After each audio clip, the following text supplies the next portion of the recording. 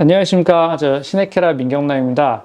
오늘은 초대 손님을 모셨습니다. 아마 주식 투자에 관심이 있으신 분들이라면 아마 한 번쯤은 다 들어보셨을 겁니다. 정채진 대표님을 모셨습니다. 제 주식 투자 스승님이시기도 하십니다. 정채진 대표님 소개 부탁드리겠습니다. 안녕하세요. 정채진입니다. 저는 주식 투자한 지는 올해로 21년 됐고, 예전에 펀드 매니저 하다가 전업 투자한 지는 한 12년 정도 됐습니다. 그리고 3프로TV라는 유튜브 전신, 그러니까 신과 함께라는 팟빵에 출연을 했었고, 그것 때문에 좀 알려진 개인 투자자입니다. 오늘도 좋은 말씀 기대하겠습니다. 네, 잘 부탁드리겠습니다. 자, 먼저 첫 번째 질문인데요. 제 방송에 출연하시게 되신 계기가 뭘까요? 제가 최근 한 2년 정도 제가 좀 더 행복한 삶을 살고 싶어서 이제 책을 여러 권 읽었는데, 그러면서 이제 깨달은 바가 있거든요. 그래서 예전 같으면 할까 말까 이런 고민이 될 때는 안 하는 방향으로 결정을 했는데, 최근 들어서는 좀 더 적극적으로 할까 말까 할 때 하는 방향으로 그렇게 의사결정을 하고 있습니다. 그리고 민경남 대표님하고 저랑 오랫동안 친한 관계고, 그리고 민경남 대표님이 새로 유튜브를 하셨기 때문에 시작하시는 기념으로 제가 출연을 결정하게 됐습니다. 너무너무 감사합니다. 그럼 이제 본격적으로 주식 이야기를 조금 해보도록 하겠습니다. 네. 현재 어떻게 주식이랑 현금은 대략 몇 대 몇 정도 비율로 보유하고 계실까요? 저는 이제 올해 1분기에 밸류 프로그램 때문에 이제 제가 보유하고 있던 일부 기업들이 좀 많이 올라서, 그런 기업들은 덜어내서 현금 비중이 한 30% 정도? 그 정도로 올라온 것 같습니다. 지금 그럼 갖고 계신 70%는 모두 국내 상장사 주식만 네. 투자를 하고 계시는 네. 거죠? 저는 뭐 해외 주식이나 비상장 회사는 투자하지 않고 그냥 국내 회사들만 투자하고 있습니다. 네. 그러면은 대략 몇 개 회사 정도 갖고 계시는지 여쭤봐도 될까요? 예전에는 금액이 작을 때는 상당히 집중하는 포트폴리오를 가져갔는데, 최근 한 3년 정도는 개수를 좀 많이 늘려서 가져가고 있거든요. 그 이유는 이제 주로 주된 이유는 세금 문제, 양도소득세 그런 문제 때문에 좀 많이 가져가고 있고, 근데 최근에 압축하려고 생각을 하고 있습니다. 그러면은 보통 뭐 회사를 하나를 발굴해서 투자를 하면은 평균 몇 년 정도 가져가실까요? 저는 3년에 100% 이상 날 걸로 기대되는 그런 회사들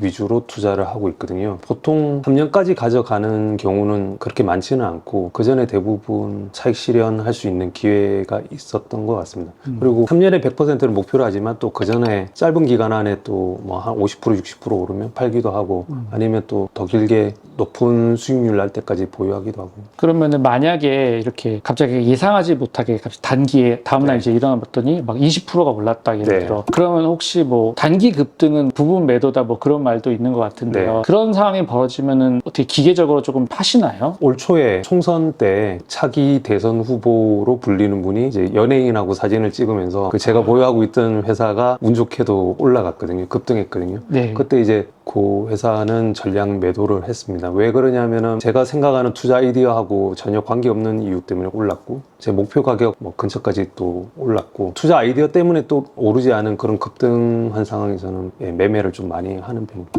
그러면요, 현재 지금 어떤 섹터의 회사들을 보유하고 계실까요? 저는 이제 특정 섹터라고 나눠서 투자를 하진 않고, 개별 기업마다 그 저평가돼 있다고 생각하면은 섹터 비중을 이렇게 조절하지는 않거든요. 광범위하게 네. 회사들 가지고 있는 것 같습니다. 그럼 특별히 좋아하시는 섹터나 아니면 뭐 향후에 이렇게 좋게 보시는 섹터가 있을까요? 최근에는 이제 반도체 기업들도 좀 가지고 있고, 그 다음에 음식료 회사들도 좀 가지고 있고, 얼마 전에 이제 미국 여행을 갔다 왔는데, 미국 여행 가서 거기 현지에 계시는 분 얘기를 들어보니까 한국 음식에 대한 외국인들의 선호도가 굉장히 많이 올라갔다고 하더라고요. 그래서 H마트라는 데를 방문한 적이 있는데, 그 H마트에서 어떤 백인이 저보고 런천 미트 그 캔을 보여주면서 이거 한글로 쓰여진 거냐 중국어로 쓰여진 거냐 그렇게 물어보더라고요. 그랬더니 제가 한글이다 그랬더니 한국 음식은 좋다고 그렇게 얘기하면서 이제 더 담아가더라고요. 그래서 외국인 백인들의, 그리고 뭐 히스패닉이나 아니면 흑인들의 한국 음식에 대한 선호도가 많이 올라간 것 같고, 이미 뭐 삼양라면이나 농심 같은 회사들은 주가에 상당히 많이 반영되고 있는데, 다른 제품군으로도 확산될 가능성이 있어 보이더라고요. 그래서 이게 조금 추세가 될 수 있지 않을까 그런 생각이 들어서 음식료 회사들을 좀 더 수출 비중 뭐 그런 거 감안해서 생각을 해보고 있습니다. 내수 대비 수출은 뭐 몇 프로가 넘어야 된다든가 혹시 뭐 그런 기준이 있으실까요? 그런 게 이제 딱히 있는 거는 아니고 회사 아이템별로 비중이 좀 추세적으로 올라가고 있는 그런 회사면은 관심 있게 보려고 하고 있습니다. 근데 이제 지금 음식료 회사들 같은 경우에는 제가 봐서는 좀 저평가되어 있는 회사들이 많은 것 같거든요. 그 이유가 이제 내수 비중이 높다 보니까 농산물 같은 거를 많이 수입해서 가공해서 파는 그런 사업을 하잖아요. 그러다 보니까 원달러 환율이 높을 때는 사람들 관심이 좀 떨어지거든요. 그래서 지금 일부 음식료 회사들은 분기별로 보면 사상 최대 이익을 내고 있는데도 불구하고 낮은 PR에 거래되는 그런 회사들이 꽤 있거든요. 만약에 향후에 원달러 환율이 하향 안정화되는 그런 시그널이 나오거나 아니면 수출 비중 이런 게 특정 아이템에서 활기를 띠는 그런 제품군이 나오면 그런 회사들은 빠르게 리레이팅 될 가능성이 있지 않을까 싶어서 관심을 앞으로 많이 가지려고 하고 있습니다. 또 그 외에 관심 있는 섹터가 또 있으실까요? 저는 이제 건자재 회사들도 좀 관심을 가지고 있거든요. 예전에 물가 상승률이 높았을 때 그때 원재료 가격 때문에 피해를 봤었는데 이제 원재료 가격은 좀 하향 안정화됐고 제품 가격은 꾸준히 올린 회사들 그런 회사들 위주로 좀 관심을 가지고 있습니다. 거기다가 뭐 건설 경기는 지금 굉장히 안 좋은 상황이었기 때문에 사이클로 봐서도 하단부에 있지 않나 싶어서 경쟁력 있는 건자재 회사들 좀 관심 있게 보고 있습니다.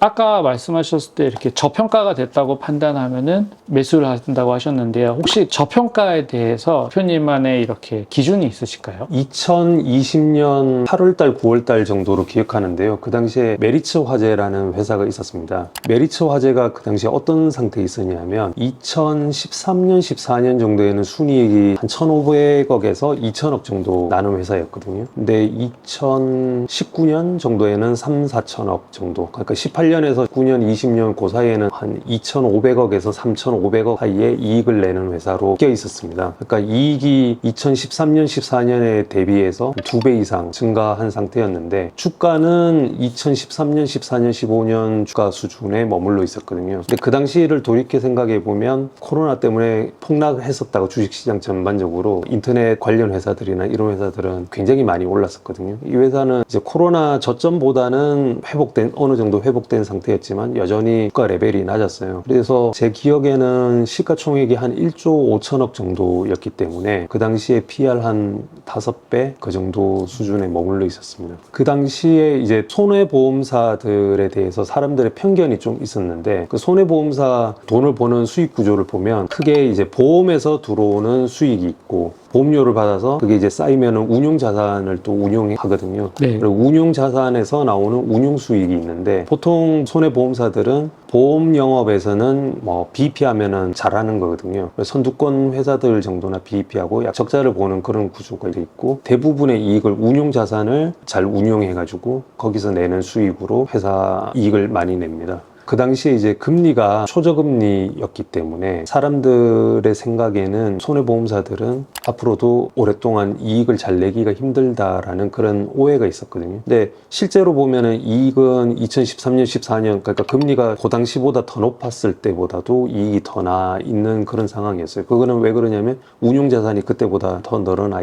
있었고, 그 다음에 회사가 좀 변화하고 있었는데, 그런 거를 사람들이 좀 간과하고 있었죠. 그 당시에 이제 CEO가 김용범이라는 분이 CEO로 이제 취임한 지 좀 된 상태였는데, 김용범 사장님이 메리츠 증권 시절에 회사를 환골탈퇴시킨 적이 있거든요. 매경 이코노미에서 제가 기사를 하나를 봤었는데, 김용범 CEO가 메리츠 증권에서 했던 방식대로 메리츠 화재에서 회사 조직을 변화시키고 있다라는 그런 내용이었어요.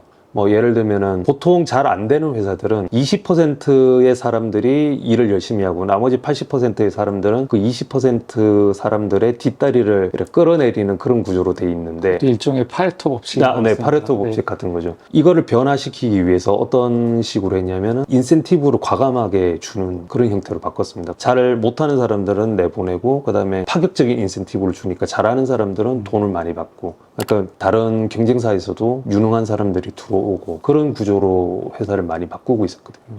그리고 그 당시에 이제 조금 인상 깊었던 거는 채권을 적극적으로 매도를 하고 있었습니다. 왜냐하면 금리 수준이 낮았기 때문에 향후에 금리가 조금만 올라가도 채권 가격은 떨어지잖아요. 그런 걸 감안했었던 건지는 잘 모르겠는데 채권을 적극적으로 매도를 하고 있더라고요.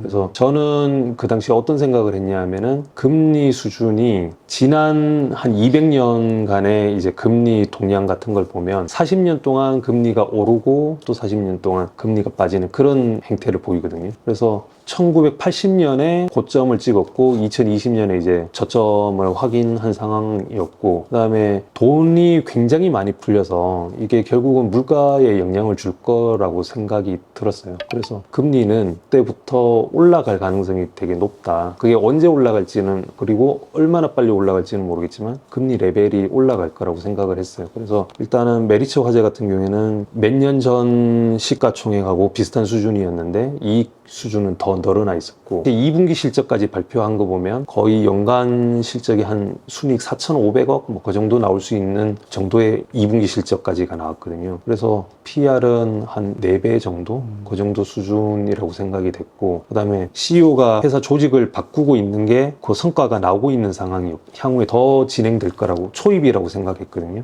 이익이 웬만하면 더 늘어날 거라고 생각했고, 금리도 올라가기 때문에 운용자산에서 나오는 수익이 증가할 거다. 그렇게 합리적인 예상이 가능한 상황이었거든요. 그런 상태에 있는 회사들을 이제 저는 저평가돼 있다라고 생각을 합니다.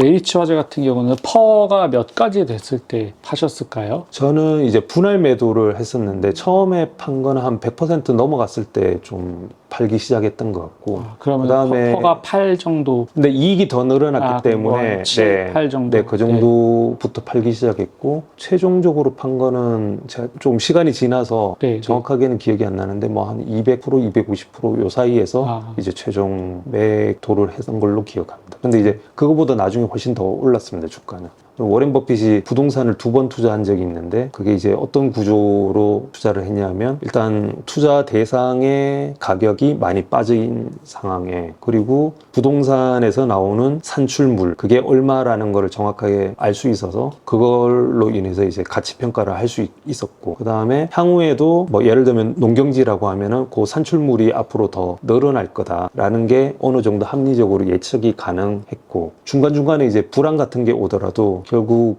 풍년이 올 때도 있고, 그래서 단기적인 변동성 이런 거는 생각 안 하고 거기서 나오는 산출물만 보고, 그러니까 기업 가치만 보고 투자를 하는 그런 형태로 부동산을 투자한 적이 있거든요. 그래서 메리츠 화재도 결국은 그런 비슷한 구조라고 저는 생각이 돼서. 그래서 질문을 좀 더 이어가면, 이제 손해보험사를 이제 투자를 한다고 생각을 하신 다음에, 어떤 분들은 보면은 그쪽 섹터가 좋아질 거라고 보면은 여러 가지 회사를 이제 한꺼번에 사시는 분들도 있던데, 대표님 같은 경우는 그렇게 안 하시고 그 중에서도 이제 골라서 한 회사만 딱 뽑으셔가지고 이렇게 투자를 하는 스타일이신가요? 네, 손해보험사 이제 그 당시에 구조가 어떻게 돼 있었냐면, 삼성화재가 1위였고, 그 다음에 현대해상하고 LIG가 2위권인 상황이었는데, 그 당시에 이제 그 인터뷰 기사에 보면은 김용범 CEO께서 뭐라고 얘기했냐면, 수년 안에 메리츠 화재가 2위권으로 도약할 거다, 그런 내용이 있었거든요. 그리고 그 근거가 좀 제가 봤을 때는 확실해 보여서, 그러니까 구조적인 이유 때문에 회사가 변할 거라고 생각이 돼서 수치로 봐도 가장 저평가돼 있고, 제일 좋은 대상이 있는데 굳이 다른 회사들하고 뭐 분산할 이유는 없는 거죠.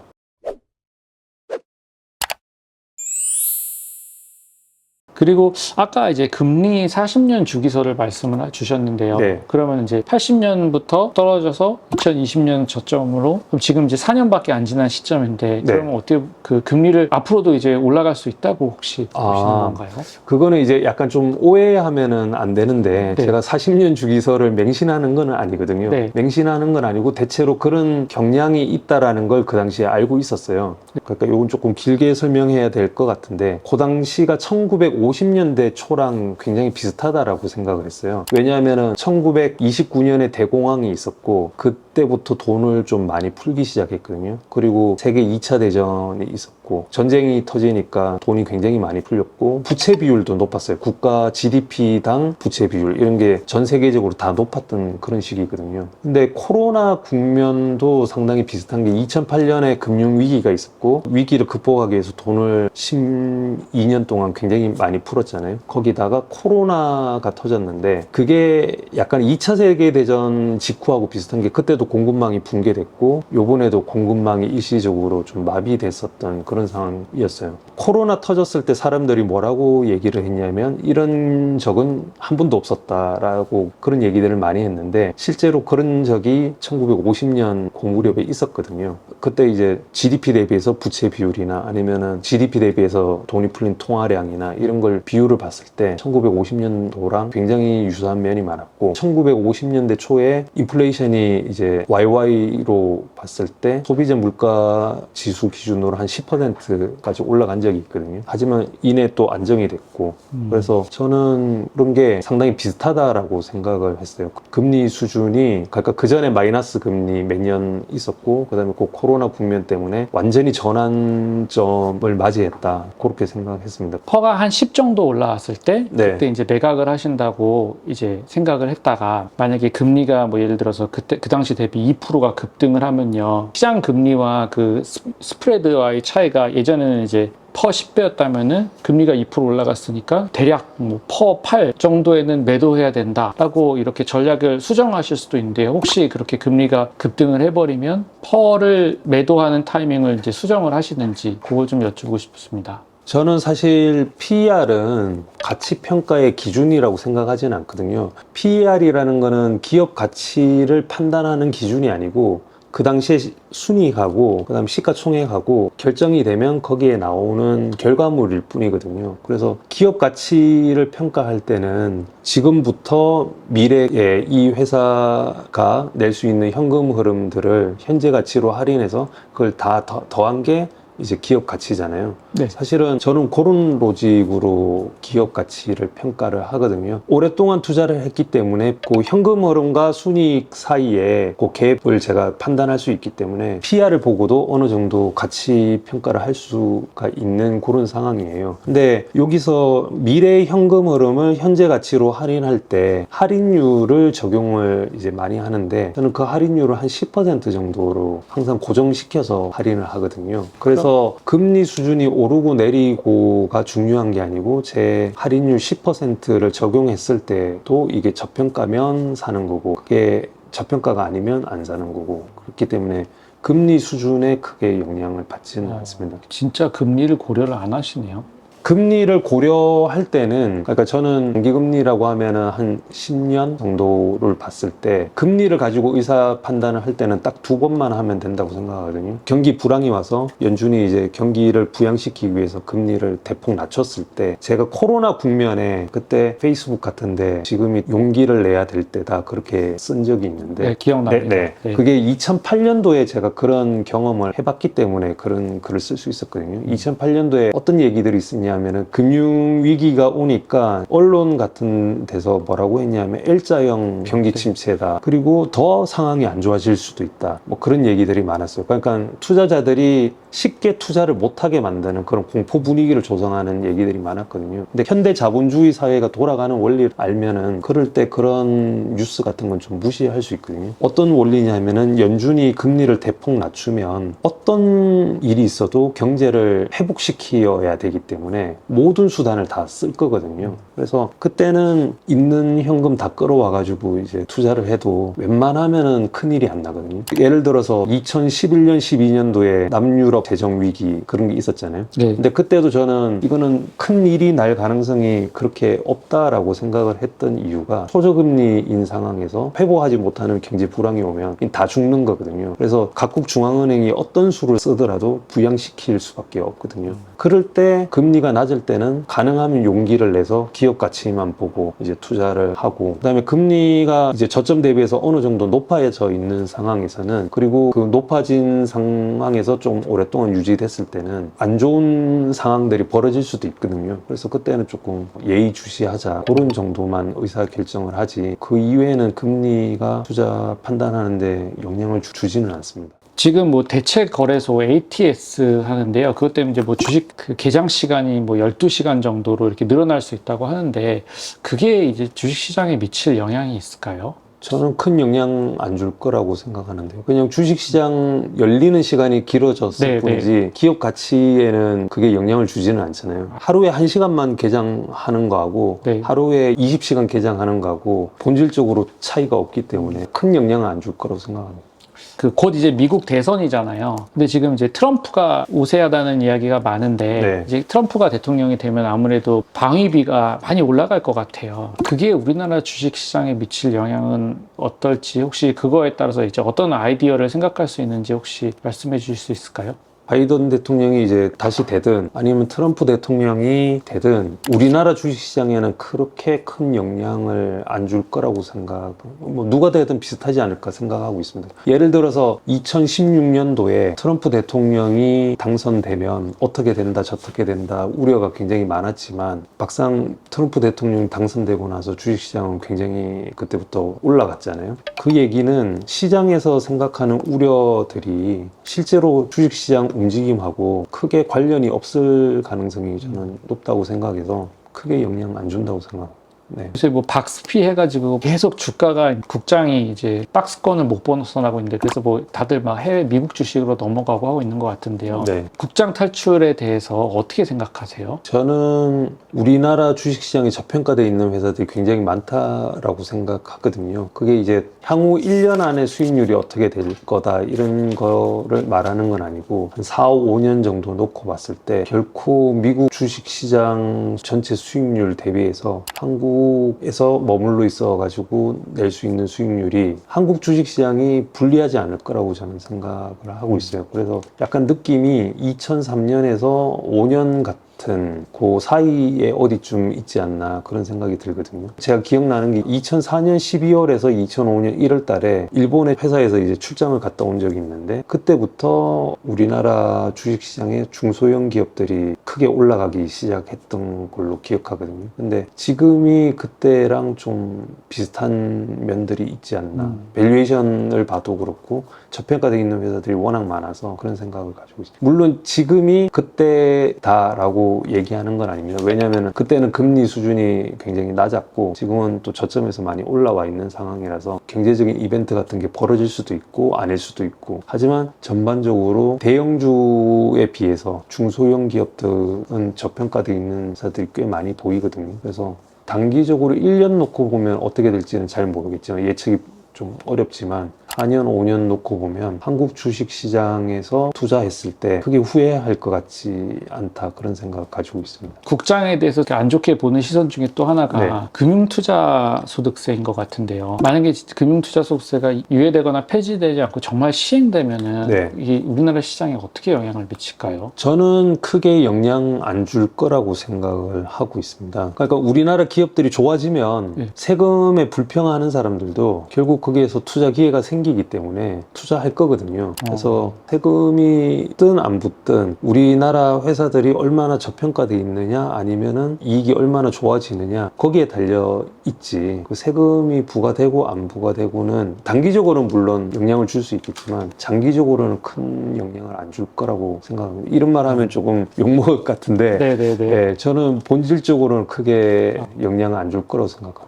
가치 투자자다운 말씀이신 것 같습니다. 그건 아니고 네. 그냥 세금 문제가 단기적으로는 영향 줄 수도 있지만 기업 가치에 본질적으로 뭐 큰 영향을 안 주기 때문에, 그리고 한국 주식시장을 이제 비하하는 그런 얘기들 제가 보면은 그런 생각이 나요. 2019년도에 현대차에 대해서 사람들이 굉장히 비관적이었거든요. 아, 기억납니다. 네. 그래서 현대차하고 기아차가 망할 것처럼 얘기를 네, 했었거든요. 네. 근데 저는 그 당시에 현대차나 기아차에 대해서 긍정적인 시각으로 바라보고 있었는데, 왜냐하면 회사 IR 자료를 이렇게 보고 그 다음에 회사가 준비하고 있는 걸 보면은 뭐냐면은 그 당시에도 전기차나 이런 미래 성장 동력에 대해서 회사가 나름대로 굉장히 많이 준비하고 있었거든요. 근데 일시적으로 경기 사이클상 현대차나 기아차가 어려운 시기였을 뿐이지 그게 지속적으로 그런 상태가 유지될 거라고 생각하지 않았거든요. 그리고 그 당시에 이제 제네시스 같은 브랜드를 봐도 차를 굉장히 잘 만들고 있었고 네, 네. 그 브랜드 가치가 어떤 계기가 되면 빠르게 높아질 가능성이 높다라고 생각을 했었는데 그때 이제 제 기억에 이제 GV80이 나왔을 때였던 네. 걸로 기억을 하는데요. 제가 차에 관심이 있어가지고 네. GV80을 시승을 해본 적이 있었어요. 네.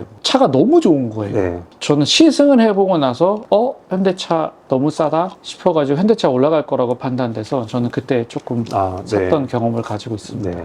그리고 2021년 여름에 어떤 얘기가 있었냐면 그 당시에 이제 한국 주식시장이 모처럼 한 1년 반 동안 수익률이 굉장히 좋았어요. 코로나 저점부터 시작해서 2021년 고점 수준까지 수익률이 전 세계에서 가장 좋았어요. 그때 어떤 얘기들 많이 했냐면은 우리나라 회사들 펀더멘탈이 완전 달라졌다. 그런 얘기들을 많이 했거든요. 그리고 한국의 기업들의 특성상 경기가 불황이 왔다가 회복되는 국면에 원달러 환율도 높고 그 다음에 유가도 낮고 그럼 교육 접근이 좋아서 회사들이 이익이 빠르게 좋아지는 경향을 가지고 있거든요. 그리고 경기 화랑세가 오랫동안 지속되면 그 끝 무렵 그러니까 경기 불황이 오기 전에는 우리나라 회사들이 굉장히 좀 재고순환 사이클로 봐도 불리한 상황에 있어서 현대차 같은 경우에는 그런 것 때문에 더 안 좋아지는 경향이 있고 그다음에 좋아지는 초입 국면에는 아까 전에 말씀드렸던 그런 이유 때문에 좋아지는 그런 게 있는데 굉장히 짧은 시각으로 봐야 되는 그런 일들을 사람들은 그게 마치 오래 지속될 추세로 생각을 하고 판단하고 얘기하는 경우가 많거든요. 그래서 지금 우리나라 주식시장에 대해서 비관적인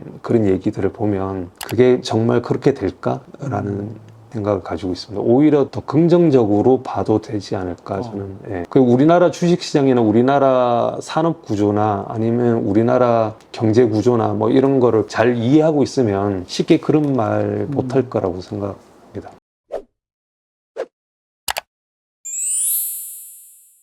부동산 투자, 그 중에서도 이제 아파트 투자랑 비교를 했을 때 네. 주식 투자는 어떤 차이가 있고 어떤 장점이 있을까요? 기본적으로 주식 투자는 세 가지 레버리지가 작동하고 있거든요. 그래서 기업 단에서 두 가지 레버리지가 작동하고 있고 그다음에 밸류에이션 측면에서 또 한 가지 레버리지가 발생하는데 예를 들면은 이제 기업에서는 부채를 사용하잖아요. 기업들이. 그래서 거기에 재무 레버리지라는 게 발생합니다. 그다음에 매출이 일정 수준을 넘어서면은 비용이 거기에 비례해서 늘어나지 않는 그런 구간들이 있거든요. 기업별로. 그러면은 매출이 예를 들어서 0에서 100으로 갈 때하고 100에서 200 갈 때 그때 영업이익이 증가하는 속도가 다를 수가 있거든요. 그걸 영업 레버리지과라고 하는데 거기서 또 레버리지가 하나 작동하고 있습니다. 그리고 쉽게 말해서 PER이 확장되냐 아니면은 줄어드냐. PER이 뭐 예를 들면 어떤 회사들은 5배에서 15배가 될 수도 있고 15배 되던 기업이 5배로 줄어들 수도 있고 그 회사에 대한 아니면 산업에 대한 투자자들의 선호에 따라서 PER이 왔다 갔다 할 수 있잖아요. 거기서 또 레버리지가 발생하기 때문에 기본적으로 이런 세 가지 레버리지가 작동하기 때문에 제대로 선별한다 그러면 주식 투자가 제일 유리한 측면이 있는 것 같아요. 근데 반면에 부동산은 주식보다는 변동성이 적잖아요. 상대적으로. 네네. 주식 투자할 때는 외부에서 돈을 빌려서 투자하면 망하는 지름길인데 부동산 같은 경우에는 어느 정도의 부채를 일으켜도 부채를 일으키는 게 더 유리한 경우가 많잖아요. 네. 그래서 입지가 좋은데 그 다음에 좀 저평가되어 있는데 투자를 하면 장기적으로 주식시장하고 좀 비슷한 효과를 낼 수도 있지 않나 그런 생각을 가지고 있습니다. 근데 여러모로 봤을 때 주식 투자가 부동산보다는 더 위에 있는 투자 대상이지 않는가 그런 생각 가지고 있습니다. 이 방송을 듣는 사회 초년생들한테 집을 사고 뭐 주식 투자를 할까요? 아니면 뭐 주식 투자만 할까요? 그런 질문이 있을 수 있을 텐데 거기에 대해서는 어떻게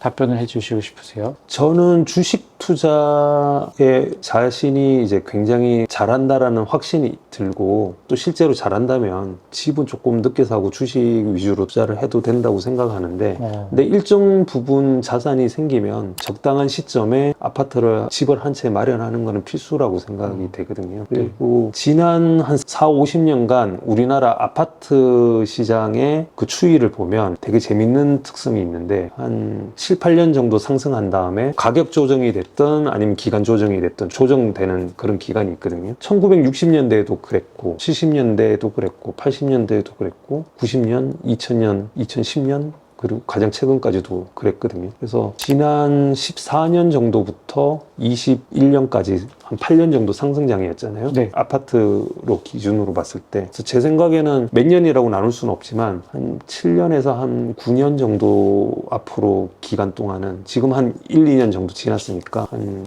6년에서 한 8년 정도는 그렇게 대세 상승이 이기는 쉽지 않다라고 생각이 됩니다. 보통 아파트 시장이 대세 상승을 할 때는 어떤 전조 현상들이 있었냐면 전세 가격이 올라가거든요. 전세 가격이 이제 어느 정도 올라가게 되면 그때부터 매매 가격을 밀어 올리거든요. 그게 아마 다음 대세 상승장에도 그런 현상이 벌어질 거라고 생각하거든요. 그래서 전세 가격이 올라가는 이유는 또 지역, 서울이면 서울, 강남이면 강남에 사는 사람들의 평균 임금이 올라가면 전세 가격이 또 올라가거든요. 그런 특성을 가지고 있어서 지금은 경제도 좀 불황이고 평균적인 임금 소득이 가파르게 올라가기는 쉽지 않은 상황이잖아요. 그래서 상당 기간은 뭐 가격 조정이나 기간 조정을 겪어야 되지 않을까. 그리고 PIR 측면에서도 그러니까 인컴 대비해서 주택 가격의 그런 비율로 봐서도 부동산 가격이 저점일 때는 PIR이 낮은데 지금은 높은 상태에서 아직 좀 유지되고 있는 것 같거든요. 네. 그 얘기는 근로소득이 상당 부분 더 올라가야지 그 갭이 줄어들 가능성이 높다라는 얘기고 거기에는 시간이 상당 기간 소요될 수밖에 없어서 큰 그림으로는 그렇게 보고 있습니다. 이런 말도 이제 잘못하면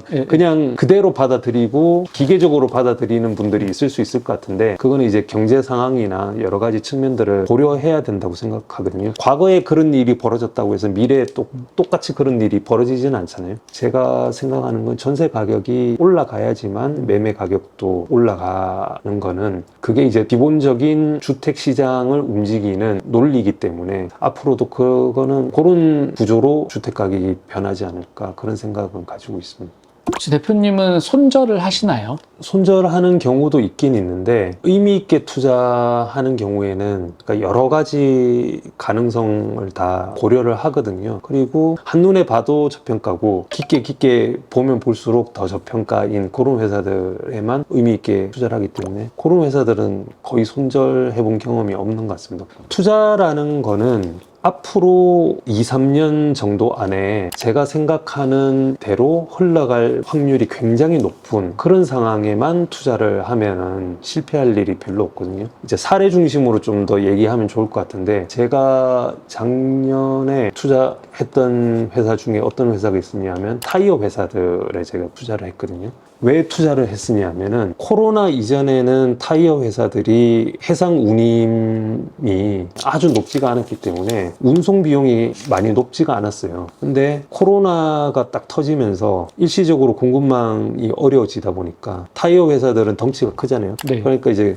컨테이너가 부족하면서 컨테이너 운임이 굉장히 많이 올랐어요. 예를 들면 상해 컨테이너 운임 지수 기준으로 예를 들어서 1000 레벨이었다 그러면 코로나 전에 그게 한 5000 레벨까지 5배 정도가 올랐어요. 그러다 보니까 해상 운임이 기존에는 뭐 예를 들어 400억이었다 그러면 이게 2000 뭐 한 500억 정도 연간 무려 한 2000억 정도가 비용이 올라간 거잖아요. 그러면 회사 입장에서는 그만큼 이익이 줄어들었을 거잖아요. 그리고 주가도 당연히 그 이익이 줄어든 망에 비례해 가지고 주가도 많이 빠져 있었을 거고. 근데 그런 상황에 선사들이 어떤 의사결정을 했냐 하면은 발주를 엄청 많이 했어요. 컨테이너. 왜냐하면은 컨테이너 선 하나 가지고 있으면 3년 정도면 원금이 회수되는 그런 상으로 이제 운임이 많이 오르다 보니까 많은 선사들이 이제 컨테이너 발주를 엄청 했던 거죠. 근데 그게 인도되는 시기가 이제 한 올해 정도부터 향후 한 2, 3년 정도 굉장히 많은 배들이 돌아다니게 될 거다라는 거를 알 수 있는 그런 자료들이 있었어요.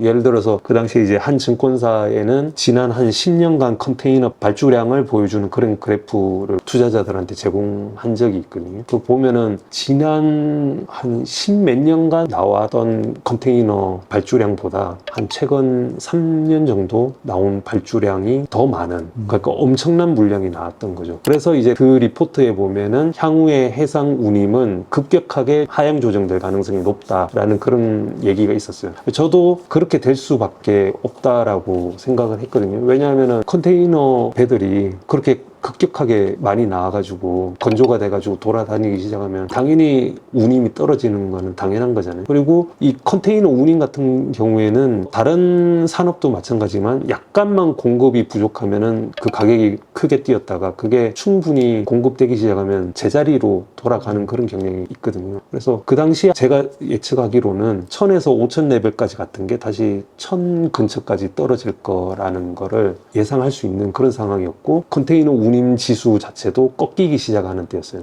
근데 타이어 회사들 주가는 예전에 코로나 전 주가 수준에 머물러 있었거든요. 그러면 이익은 앞으로 2, 3년 안에 해상 운임 때문에 줄어든 이익이 회복될 가능성이 높았고, 그 다음에 천연 고무나 합성 고무 가격이 올라가니까 타이어 제품 가격을 순차적으로 계속 올리고 있었거든요. 그래서 가격 증가도 하고 있는 상황이었는데, 원재료 가격은 다시 화학 산업 같은 경우에는 조금 경기가 안 좋아지고 있었기 때문에 떨어질 가능성이 높았고, 그래서 원재료 가격을 순차적으로 올리는 이 제품 가격 간의 스프레드도 벌어질 가능성이 높고, 그래서 두 가지 측면에서 이익이 빠르게 회복될 가능성이 높은 그런 상황이었거든요. 그래서 그런 때에만 투자를 하는 거죠. 주식 투자하다 보면 예를 들어서 유럽 재정 위기 같을 때나 아니면 우리나라 주식시장 특성이 어떤 특성을 가지고 있냐면은 2년에 한 번꼴로 한 15에서 20% 정도 하락하거든요. 그때는 제가 주식 비중을 많이 가지고 있고 그러면 고점 대비해서 그 정도 빠지기도 하거든요.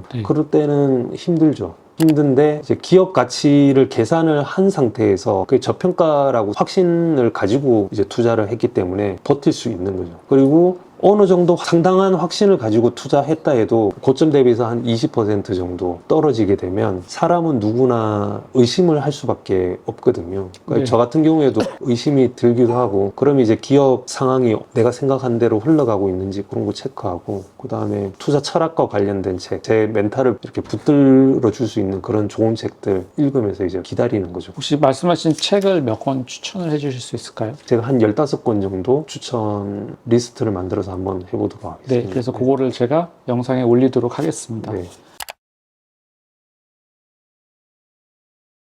투자 관련해서 이렇게 정보를 습득을 하실 때요, 많은 사람들이 생각하기로 뭐 이렇게 펀드 매니저나 기관이나 증권사들은 뭔가 그들만의 고급 정보를 가지고 있을 거고, 개인들은 이렇게 정보 취득에 대해서 한계가 있을 거라고 많이 그렇게들 생각을 하는데, 그 부분에 대해서 대표님은 어떻게 생각하시는지 궁금합니다. 지난 몇 년 전부터 해서 금융감독 기관들이 애널리스트하고 그 다음에 IR 담당자 간에, 예를 들면 모 그룹, 모 회사의 IR 담당자가 기관 투자자한테 미래 실적에 대해서 어느 정도 판단할 수 있는 그런 얘기를 무심코 한 적이 있는데, 그게 징계를 크게 받은 적이 있거든요. 그런 사건들이 제 기억에 한 두세 번 있었던 것 같아요. 그 이후부터는 기관 투자자나 애널리스트가 회사 탐방을 가거나 그런다고 해서 다른 투자자들이 알 수 없는 정보를 주는 게 많이 줄어든 것 같아요. 그래서 개인 투자자나 기관 투자자나 정보를 획득하는 데 있어서는 큰 차이가 없는 것 같아요. 근데 이제 물론 기관 투자자들이나 애널리스트들은 탐방을 많이 가게 되니까 탐방을 가는 것과 가지 않는 거에서 거기서 차이가 좀 날 수는 있겠지만, 그렇다고 해서 애널리스트나 기관 투자자가 특별히 더 많은 정보를 가지게 되는 건 아니거든요. 거의 대등한 관계에 있는 것 같고, 개인 투자자가 저는 오히려 더 유리한 측면이 있다고 생각하는데, 제가 펀드 매니저 할 때 보면은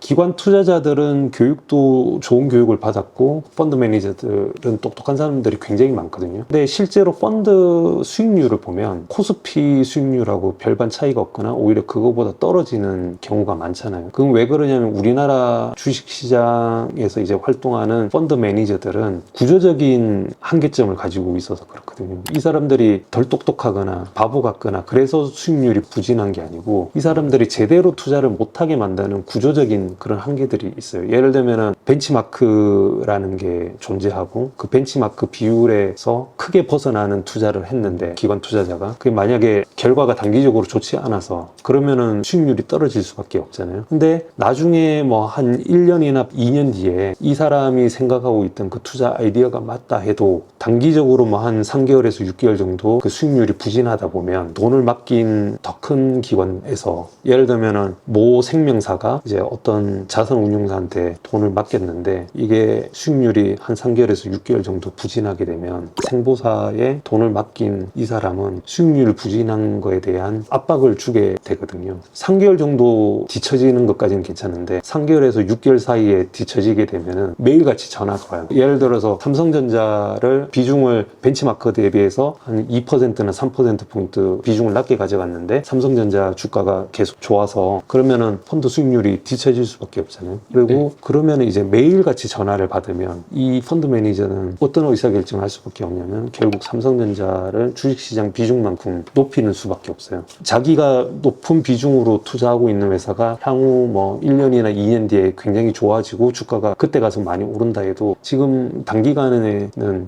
팔 수밖에 없는 거죠. 그런 주식들을. 그래서 이런 구조적인 한계를 가지고 있어서 전반적으로 이제 펀드 수익률이 코스피보다 못하거나 아니면 코스피보다 그렇게 좋은 수익률을 못 내는 그런 펀드들이 대부분 이유가 그런 구조적인 문제 때문에 그렇거든요. 그리고 그런 한계를 벗어날 수 있는 회사들은 자신들만의 철학을 끈하게 가지고 있으면서 그리고 또 그런 투자자들만 이제 선별해가지고 받는 회사들은 이제 버틸 수 있는 거죠. 그런 회사들은 굉장히 소수거든요. 개인 투자자들이 기관 투자자들에 비해서 훨씬 더 유리한 환경이 있다. 그렇게 생각이 됩니다. 다만 평균적인 개인 투자자들은 기관 투자자들은 하루 종일 내가 투자할 회사 생각하고 그 다음에 그 비중 어떻게 조절할 건지 그런 거 생각하는데 일반적인 개인 투자자들은 자기가 하고 있는 현업이 있잖아요. 거기에 투입하는 시간이 엄청나게 차이가 나기 때문에 개인 투자자들이 불리할 뿐이지 열정을 가지고 만약에 퇴근 6, 7시에 해서 밤 12시, 1시까지 기업 공부하고 투자하는 방법에 대해서 고민하고 이런 투자자들은 오히려 기관 투자자들보다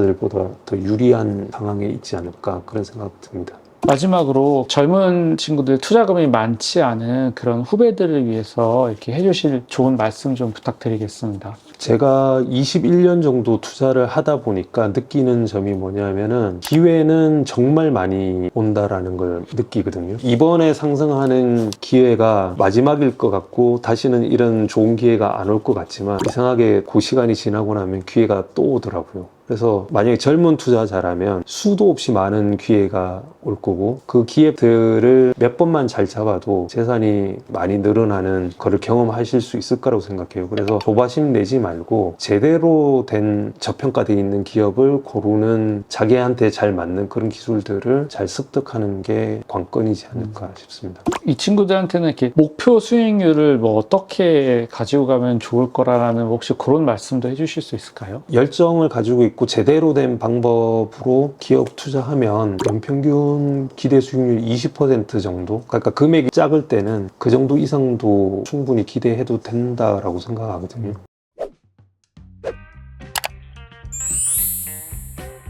오늘 장시간 고생 많으셨고요. 진짜 출연해 주셔서 정말 너무너무 감사합니다. 네, 감사합니다. 좋은 자리 불러주셔서 감사합니다.